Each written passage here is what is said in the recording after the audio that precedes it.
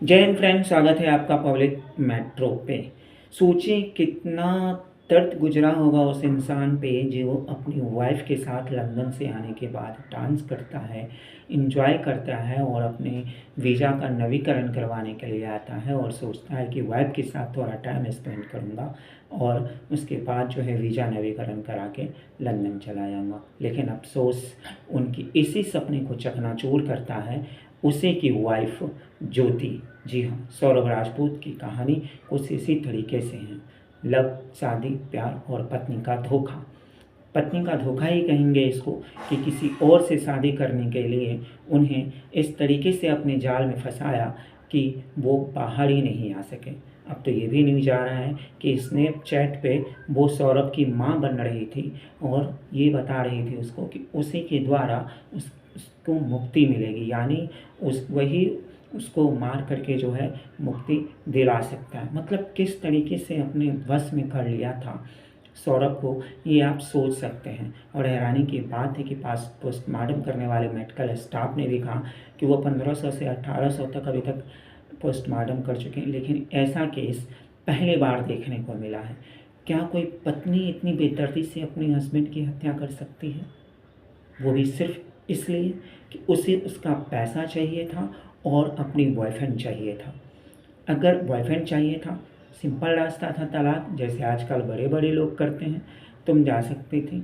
लेकिन बॉयफ्रेंड भी चाहिए था साथ में और सौरभ के पैसे से दोनों को ऐश करने था। और उस बेशर्म बेहया लड़की की हिम्मत तो देखिए, वो जेलर से इस बात के लिए लड़ रही है कि मुझे जेल में शादी करनी है और इसके साथ रहना है। अब ज़रा सोचिए, जो जेल जाने के बाद भी इतना ज़्यादा मेंटली डिस्टर्ब है, तो वो उसने सौरभ को कितना टॉर्चर किया होगा। हालांकि इस ज्योति की माँ और उनकी फैमिली भी ज्योति की तरफ नहीं है, उसका सपोर्ट नहीं कर रही, लेकिन सौरभ की माँ ने भी जो है उसके पूरे परिवार पे आरोप लगाया है। और बच्चे तो बच्चे होते हैं, उन्होंने पोल खोल दिया कि पापा ट्रम में है, ट्रम्प में है, ट्रम्प में है।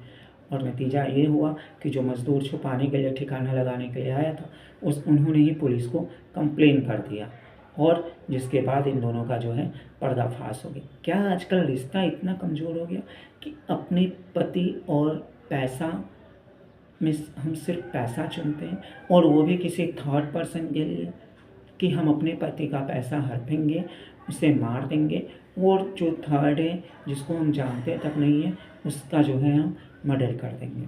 और इतना ही नहीं, कई दिनों से प्लानिंग चल रही थी। आप कुछ तस्वीरें देख रहे होंगे जो स्क्रीन पे चल रही होगी, वो इस तरीके की तस्वीर बनाती थी अपने कमरे में, जिससे ये बात साफ पता चलता है कि वो कुछ ना कुछ उल्टा पुल्टा जो है हरकत वो कर रही थी और कई महीनों से प्लानिंग चल रही थी। तभी तो जब सौरभ आया उसके साथ डांस करती है, मस्त डांस करती है, झूमती है और अपने गंदे इरादों को इतना छुपा के रखती है कि सौरभ को भनक तक नहीं लगता कि उसके साथ क्या होने वाला है। और नतीजा आज हम सबके सामने में है। सिर्फ मारा ही नहीं गया, बेदर्दी से हत्या किया गया है।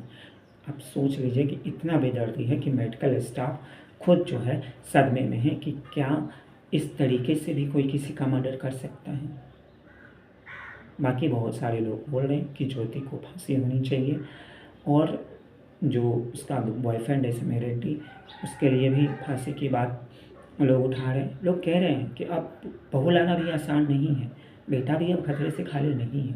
पहले सिर्फ हम बेटियों के लिए डरते थे, अब बेटा के लिए भी डरना पड़ रहा है लोगों को कि कहीं बहू लाए और उसका अफेयर किसी और से हुआ, फिर कहीं छोड़ के चला गया या मर्डर करवा दिया। ये सब समाज में एक अजीब तरीके की जो है क्वालिटी बढ़ती जा रही है हमारी समाज में। बाकी समाज में बढ़ते अपराध और इस तरीके के अपराध पे आपका क्या कमिटमेंट है, हमें ज़रूर अपना कमेंट राय में दें।